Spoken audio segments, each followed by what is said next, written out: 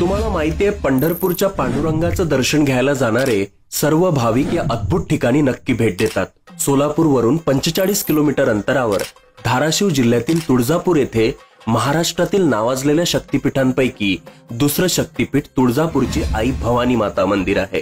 आई तुळजाभवानी भोसले घराण्याची कुलदेवता होती। छत्रपती शिवराय हे आई भवानीचे निश्चिम भक्त होते। छत्रपती शिवाजी महाराजांच्या युद्धात अधिक यश यावं याकरिता आई भवानी मातेने एक तलवार भेट दिली होती असं सांगितलं जातं। आई भवानीचं मंदिर बालाघाट पर्वत रांगेत असून एका कडे पठारावर वसलेला आहे। याच डोंगराचा उल्लेख पुराणात यमुनागिरी पर्वत असा केला जातो।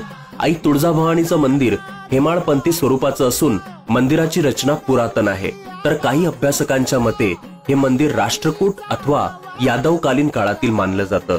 देवीच्या दर्शनासाठी 5 मजली इमारत उभारली असून धर्मदर्शन व मुखदर्शन असे 2 भाग करण्यात आले आहे।